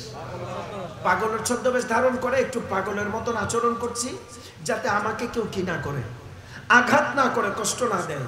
সাঈদ ইবনুল মুসাইয়িব বলেন 2 চোখ দিয়ে জোর জোর করে পানি ঝরে। আমার নবীর প্রেমের মসজিদের মধ্যে আজকে আক্রমণ করা হলো, ঘোড়াগুলো বাঁধা হলো, ওটগুলোকে রাখা হলো। আহারে, এই নবী, আমার নবী এই মসজিদের মধ্যে নামাজ পড়েছেন, সাহাবায়ে কেরামকে তালিম দিয়েছেন। সারা জগৎ পরিচালনার সিদ্ধান্ত এই মসজিদে নববী শরীফ থেকে এসেছে। আজকে এই মসজিদের বেহুরমাতি হচ্ছে, আযান পর্যন্ত বন্ধ। আমি আর কোথায় যাব? নবীর সাহাবী সাঈদ ইবনুল মুসাইয়িব বলেন, আমার মতন পাগলের শেষ ঠিকানা আশ্রয় আমার নবীর রওজা। আমার নবীর দরবার ছাড়া আমার যাওয়ার আর দ্বিতীয় কোনো জায়গা নাই। আমি আশ্রয় নেয়ার জন্য আমার নবীর কবরে পাকের মধ্যে চলে গেলাম। সুবহানাল্লাহ। আমার নবীর কবরে পাকের মধ্যে চলে গেলাম, রওজায়ে আতহারে চলে গেলাম। যাওয়ার পরে আমার নবীর রওজার পাশে শুয়ে আছি। আমার নবীর রওজার পাশে নিরাপদ মনে করে ওখানে শুয়ে আছি। মদিনার মধ্যে আক্রমণ হচ্ছে, গাজা ফিলিস্তিনের মতন মানুষ কতলে আম করা হচ্ছে, শহীদ করে দেওয়া হচ্ছে, নারীদের সম্ভ্রম নষ্ট করা হচ্ছে। এমন অবস্থা করা হয়েছিল ইয়াজিদ বাহিনীর অত্যাচারে ওই 1 বছরের মধ্যে মদিনা শরীফে 10,000 অবৈধ সন্তান জন্মগ্রহণ করেছে। হাজার হাজার সাহাবীদেরকে ধরে ধরে জবাই করে দেওয়া হয়েছে। এত কিছুর পরেও বর্তমান জামানার আবু জাহেল কতগুলো বলে ইয়াজিদ নাকি ভালো মানুষ ছিল। এই কথা বললে আমরা তাদের জন্য, তাদেরকে কাফের বেঈমান আমাদের বলার দরকার নাই, শুধু এটা দোয়া করেন আল্লাহ যেন কিয়ামতের দিন এদেরকে ইয়াজিদের সাথে রাখে। হঠাৎ করে দেখবে এরা জাহান্নামে, কিরে চতুর্দিকে তাপমাত্রা এত বেশি কেন? এরপর দেখবে চতুর্দিকে আগুন দেখা যায়, কিরে আমি আগুনের মধ্যে কেন? বলে আপনাকে আপনার বাড়িতে ওয়েলকাম জানানো হচ্ছে, স্বাগতম আপনার প্যালেসে। তো এটা কোথা? বলে এটার নাম জাহান্নাম। হঠাৎ করে তাকে দেখবে হযরত ইয়াজিদ দাঁড়ায় আসে, বলে উনি কে? বলে উনি আজকের অনুষ্ঠানের সভাপতি। এরপর বাম দিকে চাকায় দেখবে আরেকজন বড় হুজুর দেখে, বলে ইনি কে? বলে ইনি হুজুর আবু জাহেল। বলে উনি কে? উনি আজকের অনুষ্ঠানের প্রধান আকর্ষণ। এরপরে দেখবে বড় আসনের মধ্যে একজন বড় হুজুর বসা, সবার উপরে ওনার আসন। বলে উনি কে? বলে উনি আজকের অনুষ্ঠানের মেহমানে আলা। উনি কে? বলে ইবলিস শয়তান। এদেরকে আল্লাহ ইয়াজিদের সাথে রাখো। আমার নবী হাদিসের মধ্যে বলেছেন আল মারউ মা মান হাব্বা, দুনিয়াতে যে যাকে ভালোবাসবে, বলেন না তার সাথে হাসর বলে। ওই জন্য বলে না, যার সাথে যার মোহাব্বত তার সাথে তার কিয়ামত। তো আমাদের হাসর নাসর যেন আল্লাহ মুস্তাফার কদমে মাওলা আলী, মা ফাতেমা, মাওলা ইমাম হাসান হুসাইনের সাথে করে জুড়ে বলেন আমিন। সাঈদ ইবনুল মুসাইয়িব বলেন, নবীর রওজার মধ্যে আমি কানটা লাগাই শুয়ে আছি। আহারে কখন ফজরের ওয়াক্ত, কখন জোহরের ওয়াক্ত, ঘড়ির ব্যবস্থা তো নাই, বাহিরে যাওয়ার সুযোগ নাই, উল্টাপাল্টা পরিবেশ, কখন কি হয়ে যায়। উনি বলেন আমি নবীর রওজার মধ্যে আশ্রয় নিলাম। হঠাৎ করে আমার কাছে মনে হলো জোহরের সময় হচ্ছে, মনে হয় নামাজ কখন পড়বো। হঠাৎ করে আমার কানের মধ্যে রওজায়ে পাক থেকে আযানের আওয়াজ আসতেছে। সাঈদ ইবনুল মুসাইয়িব বলেন, আল্লাহর জাতের কসম করে বলি, আমি 3 দিন পর্যন্ত পাগলের সুরতে আমার নবীর রওজা পাকের মধ্যে ছিলাম। আর 3 দিন বরাবর পাঞ্জে গানা নামাজের সময় আমার নবীর রওজা থেকে প্রত্যেক ওয়াক্তে স্পষ্ট আওয়াজে আমি আযান আর ইকামতের শব্দ শুনেছি। আর সেই শব্দ অনুসরণ করে আমি সাঈদ ইবনুল মুসাইয়িব নামাজ আদায় করেছি। এবার বলেন নবী জিন্দা না মরা? যে বলে মরা, একে মরা নবীর উম্মত হিসাবে আলাদা করে দেন। আপনি আমি হায়াতুল মুরসালিন, হায়াতুল নবী মানি, আমরা আমার নবীর সাথে থাকি। চিন্তা করেন, আমার নবী বলেছেন তোমরা আমাকে মরা মনে করো না। ওই কবরবাসীদেরকে গিয়ে সালাম দিলে তারা উত্তর দিতে পারে। নবী বলছে, তো নবী উত্তর দেয় না? আপনি শোনেন না যে আপনার সেই কান নাই? আপনি দেখেন না যে আপনার সেই চোখ নাই? প্রিয় ভাই আমার, আপনি যদি সেই কান আর চোখ তৈরি করতে পারেন, আপনি যখনই পড়বেন আসসালাতু ওয়াসসালামু আলাইকা ইয়া রাসূলুল্লাহ, বলেন আসসালাতু ওয়াসসালামু আলাইকা ইয়া হাবিবাল্লাহ, আসসালাতু ওয়াসসালামু আলাইকা ইয়া শাফিউল মুযনিবিন, আসসালাতু ওয়াসসালামু আলাইকা ইয়া রাহমাতাল লিল আলামিন। আপনি গুনাহগার উম্মত, চোখের পানি ফেলে ফেলে আমার নবীকে সালাম দিতে দেরি। সেই চোখ যদি থাকে আর কান যদি থাকে, আপনি দেখবেন আর শুনবেন আমার নবী মুচকি হাসি দিয়ে আপনার সালামের উত্তর দিচ্ছে। সুবহান। আমার নবী যদি একবার সালামের উত্তর দেয়, ওই উম্মতের আর চিন্তা আছে? সালামের মানি তো বুঝে নাই, এই জন্য চিন্তিত। আপনার প্রতি শান্তি বর্ষিত হোক, নবী যদি জিন্দেগিতে একবার বলে ওয়ালাইকুম আসসালাম, আপনি বুঝতেছেন কি অবস্থা? নবী যদি জীবনে কোনো একদিন বলে ওয়ালাইকুম আসসালাম ইয়া উম্মতি, ও আমার উম্মত তোমার প্রতিও সালাম, নবী সালাম বলা মানে আপনার জন্য শান্তি। আপনার জিন্দেগিতে অশান্তি হওয়ার সুযোগ নাই, কারণ নবীর কথাটা সার্টিফিকেট, নবীর কথাটা সার্টিফিকেট। আপনার জীবনে আর কোনোদিন অশান্তি আসতে পারে না। আল্লাহ রাব্বুল আলামিন আমাদের সবাইকে সালামতের জিন্দেগি দান করেন, আমিন। চলে গেলেন কবরে, যাওয়ার প্রসেস চলমান, যাওয়ার প্রসেস চলমান। কি অসুবিধা? ও আচ্ছা, একটু দুরূদ শরীফ পড়েন। আল্লাহুম্মা সাল্লি আলা সাইয়্যিদিনা মুহাম্মাদ নাবিয়ানা শাফিয়ানা মাওলানা। আল্লাহুম্মা সাল্লি আলা সাইয়্যিদিনা মুহাম্মাদ নাবিয়ানা। আল্লাহ তুমি দয়া করো, নসিব করো মদিনা, নসিব করো। নূর নবীকে না দেখায়া কবর দেশে নিও না। আল্লাহুম্মা নাবিয়ানা শাফিয়ানা। আবু জাহেল কতল হলো, ওই না দেখো বদরে, ওই না দেখো বদরে। আমির হামজা শহীদ হইল, আমির হামজা হইল জঙ্গে উহুদ ময়দানে। আল্লাহুম্মা সাল্লি সাইয়্যিদিনা মুহাম্মদ নাবিয়ানা মাওলানা মুহাম্মদ। আল্লাহুম্মা সাল্লি আলা নাবিয়ানা শাফিঈনা। আল্লাহ আমাদেরকে নবীর প্রেম নসিব করেন। আব্বু ইন্তেকাল গেল। মৌতের আরেকটা পারিভাষিক নাম হলো ইন্তেকাল। ইকো অফ হবে, ইকোটা অফ করে দাও না। মৃত্যুর আরেকটা সিমিলার ওয়ার্ড হলো ইন্তেকাল। হামজা নুন তা কাফ ইয়া লাম কাফ আলিফ লাম, ইন্তেকাল। ইন্তেকাল মানে হলো স্থানান্তরিত হওয়া। ইন্তেকাল মানে, এর আগে আমরা জানলাম মৃত্যু মানে একেবারে শেষ হয়ে যাওয়া নয়। মৃত্যু মানে কিছু সময়ের জন্য মৃত্যুর স্বাদ, বুঝতে পেরেছেন? মানুষ একেবারে মরে যায় না।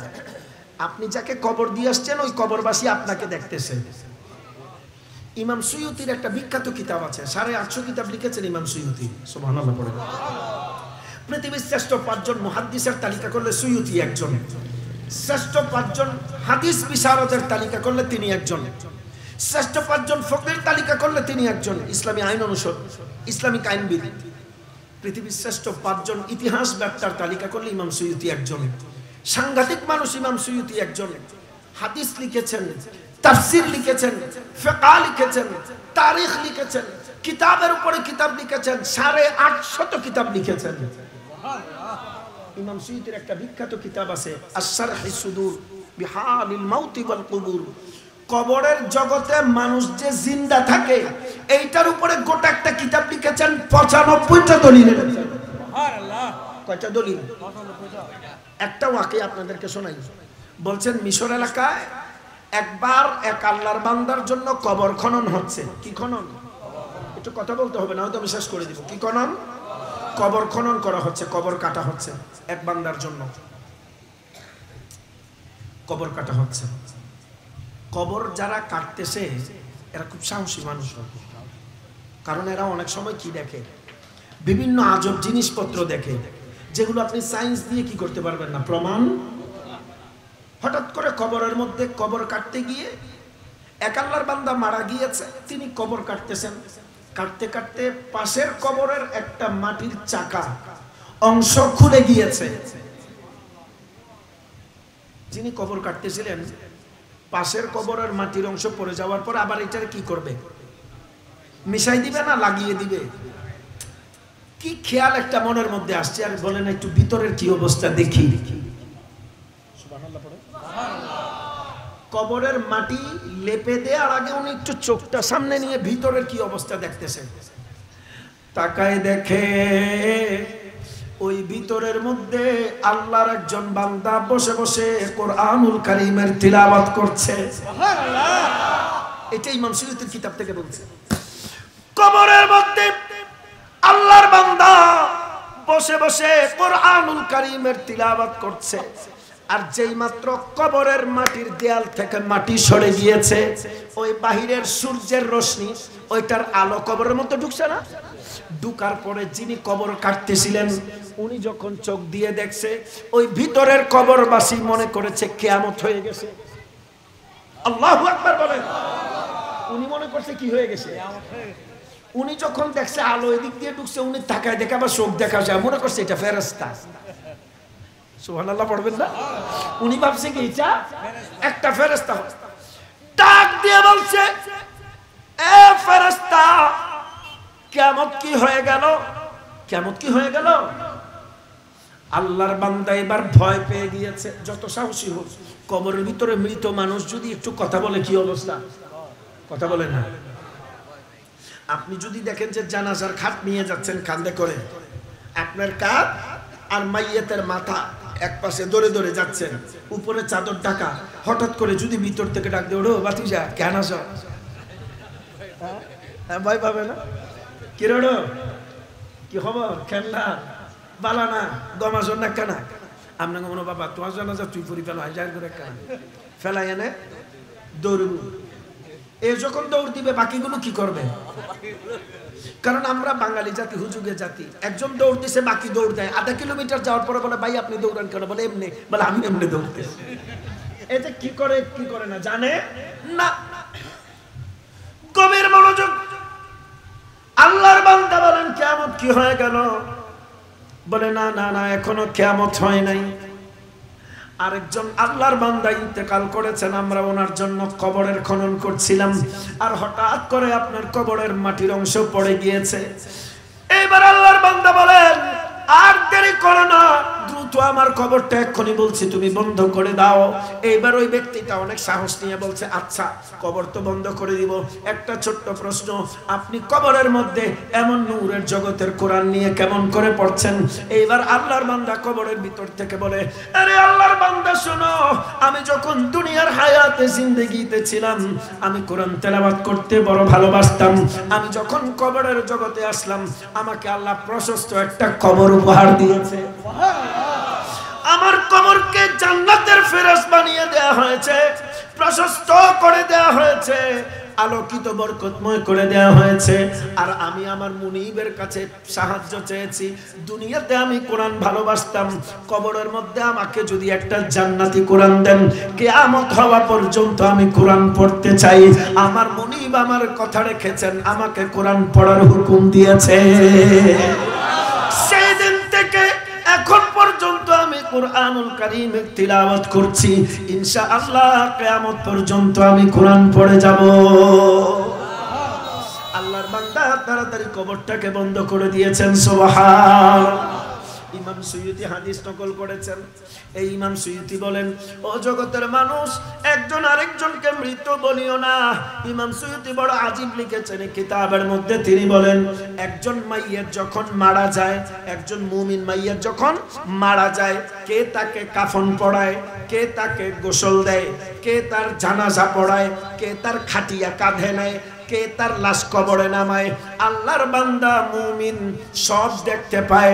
শুধু দেখতে পায় নয়, তাকে মাটিতে দাফন করার পরে ওই ব্যক্তিরা যখন হেঁটে চলে যায়, বলে মৃত ব্যক্তি কবর থেকে তাদের পায়ের আওয়াজগুলো পর্যন্ত শুনতে পায়। ইমাম সুয়ুতি বলেন, জগতের কোনো মানুষ মৃত নয়, কবরে যাবার নির্ধারিত সময়ের মধ্যে আল্লাহ তাকে জিন্দা করে দেন। তোমরা বলো নবী মরা, দলিল সুয়ুতি দিচ্ছেন, বলে কেমন? বলে আমি অনেক কিতাবের কাজ করছি, অনেক লেখালেখি করছি, অনেক মাসআলা মাসাইল লিখতেছি, পেরেশান হলাম, চিন্তিত হলাম, সমস্যায় পড়ে গেলাম, কোনো উপায় খুঁজে পাই না। বলে হঠাৎ করে সমাধানের জন্য আমার মনে একটা আকীদা আছে, যত বড় সমস্যা হোক আমার মুস্তাফার দরবারে গেলে সমাধান এসে যাবে। আমার নবীর দরবারে গেলে কি এসে যাবে? সমাধান এসে যাবে।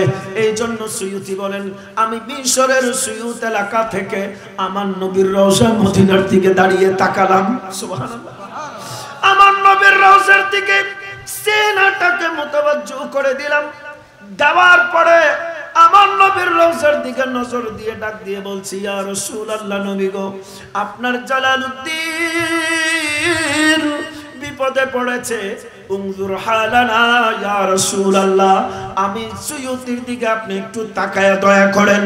ইমাম সুয়ুতি বলেন, আমি ডাক দিতে দেরি, একবার দুইবার নয়, ঘুমের মধ্যে নয়, স্বপ্ন জগতে নয়, ভাবনার জগতে, অবচেতন মনে নয়, দিনে দুপুরে জাগ্রত অবস্থায় মিশরের সুয়ুত এলাকা থেকে মদিনার দিকে আমার নবীর কাছে সাহায্য চাইতে দেরি, বরাবর ৭২ বার জিন্দারত জাগ্রত অবস্থায় আমার নবী আমার ডাকে সাড়া দিয়ে দিদার দিয়েছে। আল্লাহু আকবার বলেন।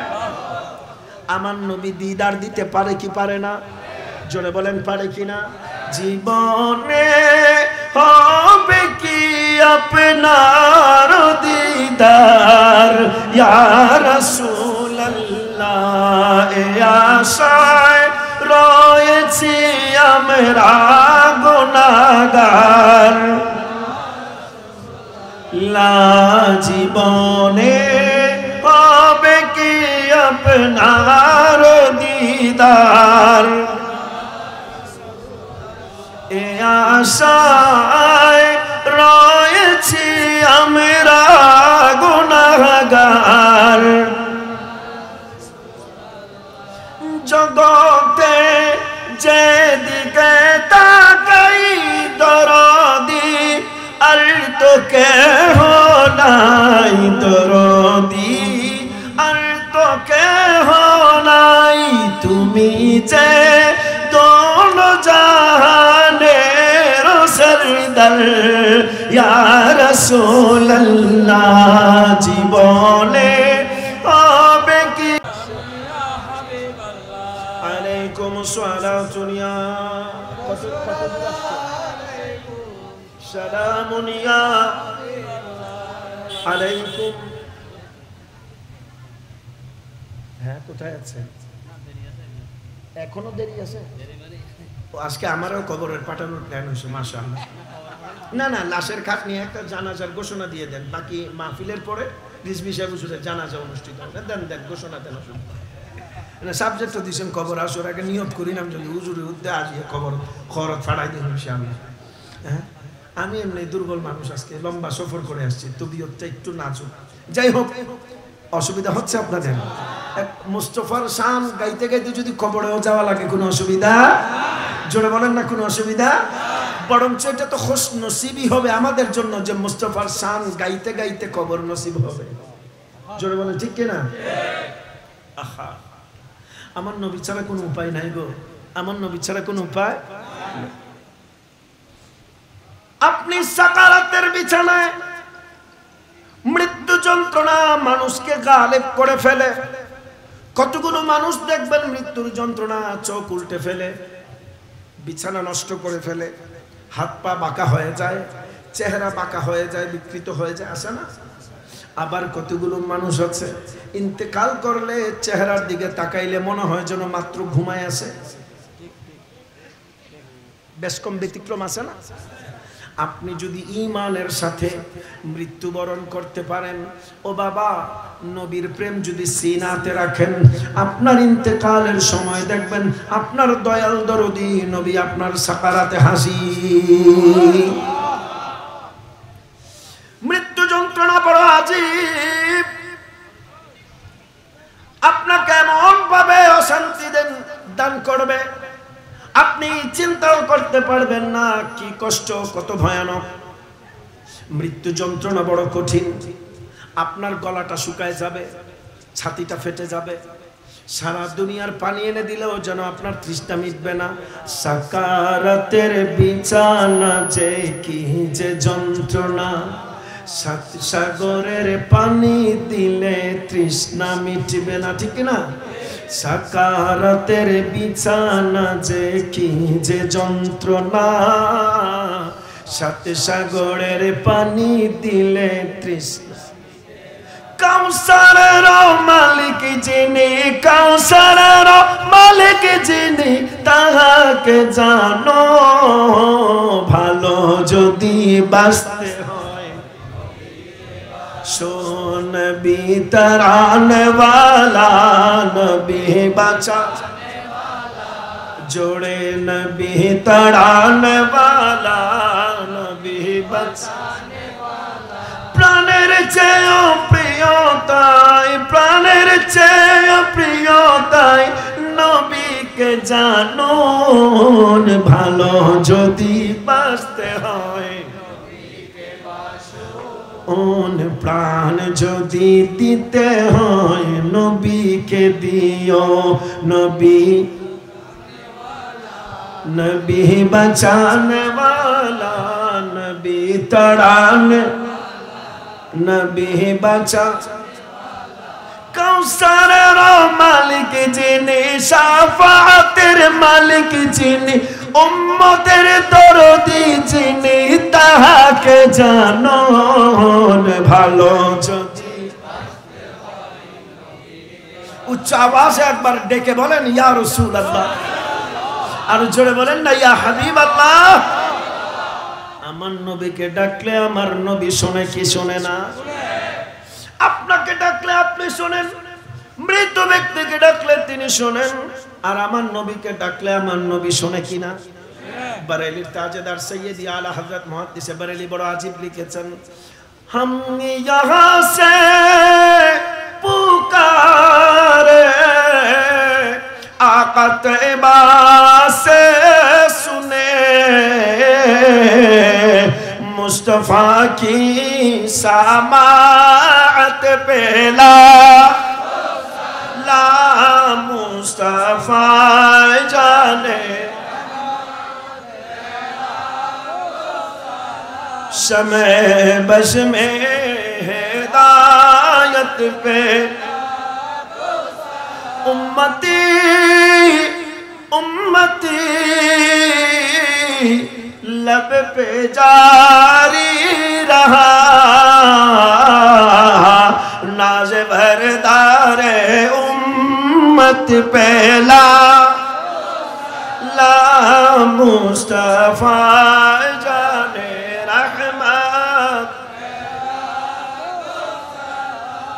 शमे बश में हिदायत पे। আপনার অন্তরে নবী পাকের প্রেম থাকলে মৃত্যুকালীন সময়ে এটাকে বলে সাকারাত। এটা কি বলে? সাকারাত। আমরা আরেকটা শব্দ পেলাম, এটা কি বলে বাবা? সাকারাত মানে হলো মৃত্যুকালীন যন্ত্রণাদায়ক যে সময়, এটাকে বলে সাকারাত। আমার নবীকে সাহাবায়ে কেরাম প্রশ্ন করছে, ইয়া রাসূলুল্লাহ আপনারা আমাকে আজকে বিষয় দিয়েছেন মৃত্যুর যন্ত্রণা। নবীকে প্রশ্ন করছি, হুজুর মৃত্যুর যন্ত্রণা কেমন? আমার এদিকে একটু এলোমেলো হয়ে গেছে,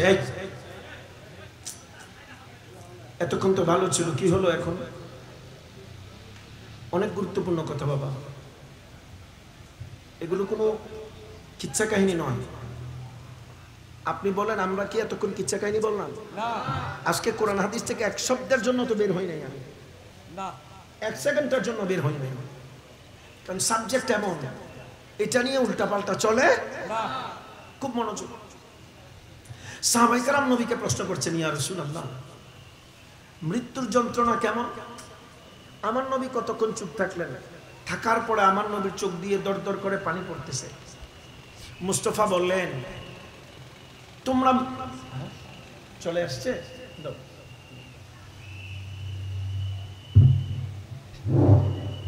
नारे तकबीर नारे रिसालत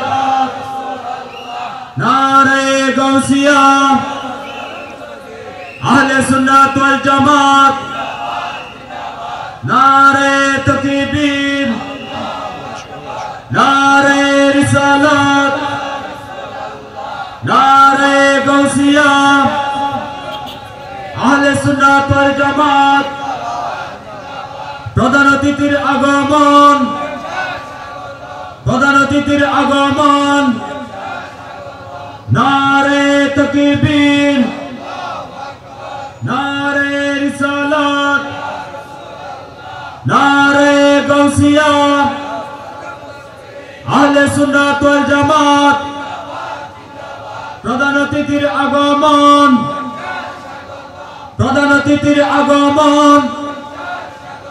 अहलन सहलन नारे तकबीर नारे रिसालत नारे गौसिया अहले सुन्नत वल जमात प्रधान अतिथिर आगमन শুভেচ্ছার স্বাগতম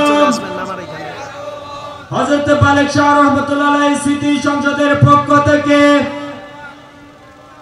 মালিক শাহ স্মৃতি সংসদের পক্ষ থেকে মাহমুদাবাদ এলাকাবাসীর পক্ষ থেকে সবাই উচ্চ আওয়াজে বলেন মারহাবা।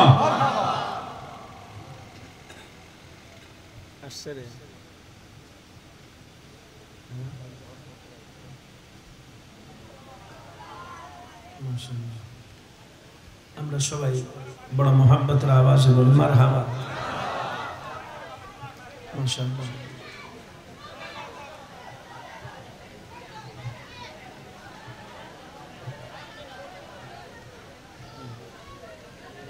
ঠিক আছে।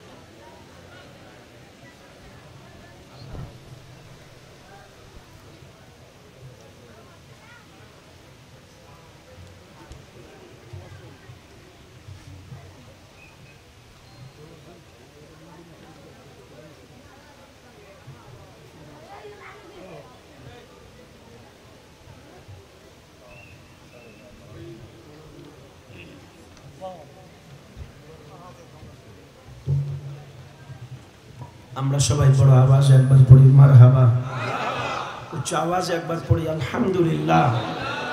আমাদের আজকের মাহফিলের সম্মানিত রৌনক মেহমানে খুসুসি আহলুস সুন্নাহ ওয়াল জামাতের বলিষ্ঠ কণ্ঠস্বর জননন্দিত মুফাসসিরে কোরআন তরজুমানে আহলে সুন্নাত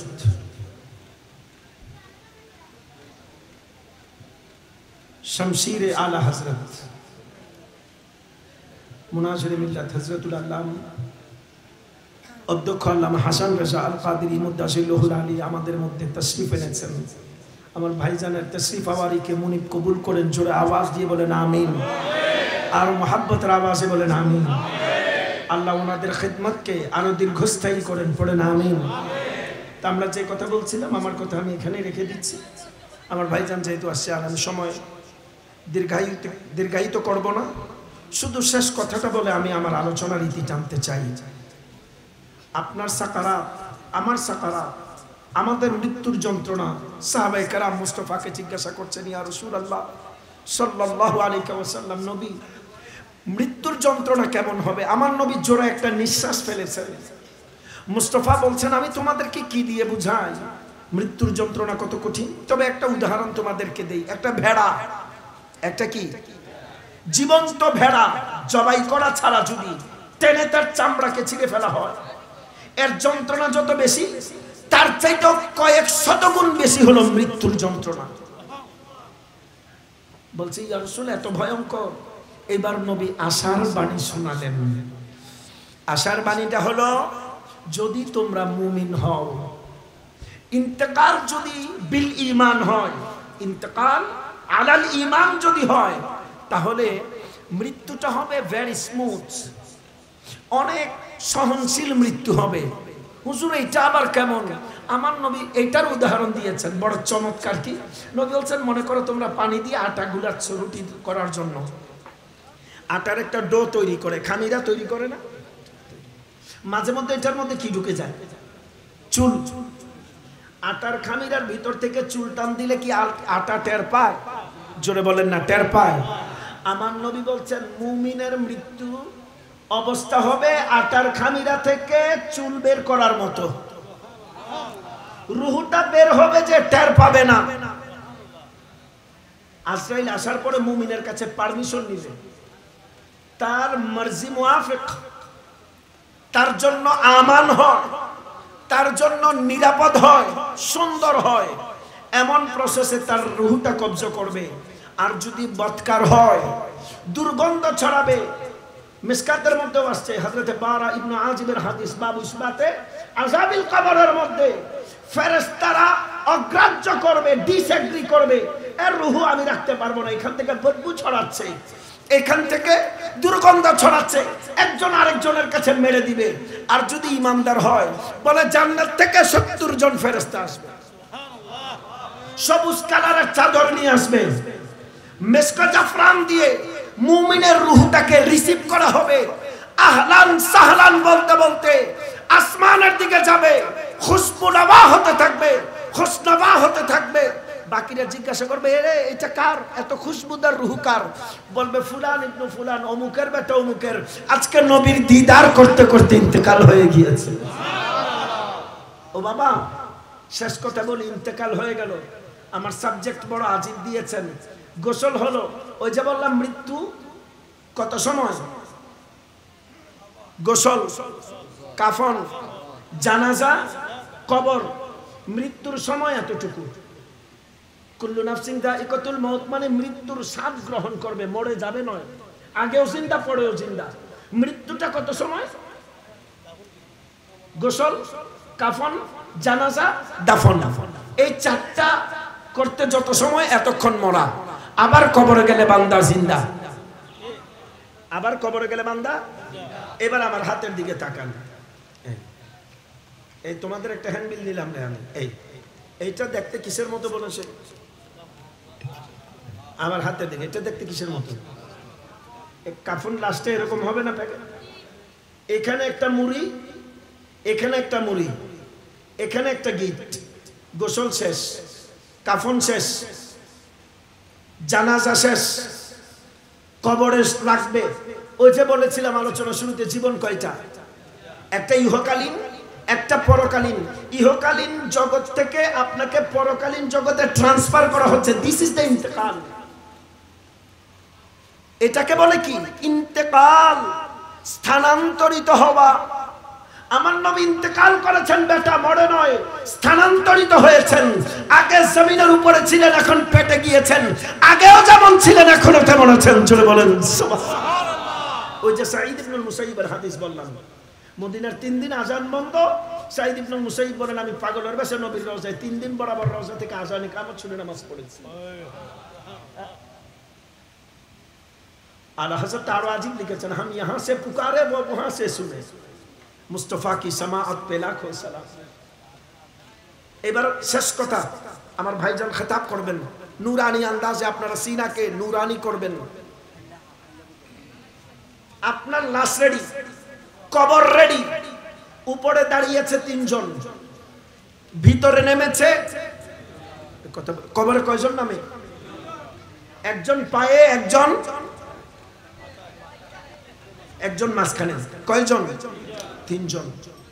উপরে 3 জন। এই আমার হাতের দিকে একদম মনোযোগ। লাশ দেয়া হচ্ছে, বলেন লাশ কবরে নামানো হচ্ছে। কবরে 3 জন নিচে থেকে ধরে কবরে লাশ রাখবেন।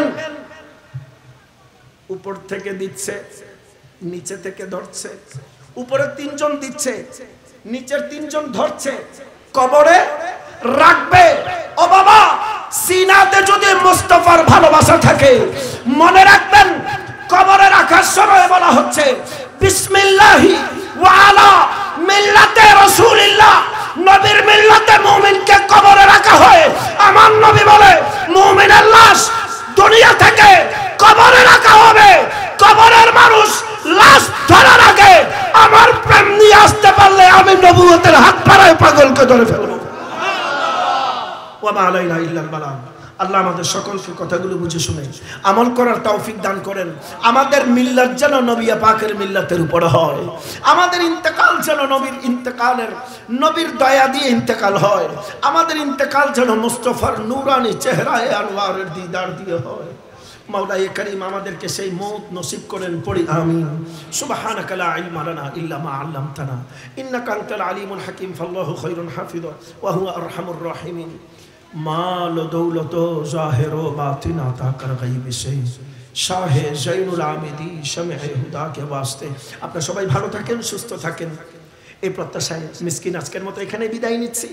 আমাদের পরবর্তী কার্যক্রম যেভাবে পরিচালনা হওয়ার সেভাবে চলবে। আমাদের পরম শ্রদ্ধেয়, আমাদের শ্রদ্ধাভাজন অধ্যক্ষ আল্লামা হাসান রেজাউল কাদেরী মুদ্দাসিল্লাহুল আলী, তিনি পূর্ণুর আন্দাজে আপনাদেরকে খেতাব দিয়ে আপনাদেরকে মালামাল করবেন ইনশাআল্লাহ। আপনারা এই দৌলতটা গ্রহণ করেন।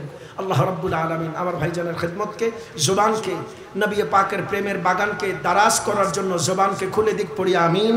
ওয়া আখিরু দাওয়াহুম আলহামদুলিল্লাহি রাব্বিল আলামিন। ওয়াসসালামু আলাইকুম ওয়া রাহমাতুল্লাহি ওয়া বারাকাতুহু। মারহাবা মারহাবা। দীর্ঘক্ষণ যাবত আজকের মাহফিলের যিনি প্রধান আকর্ষণ হযরত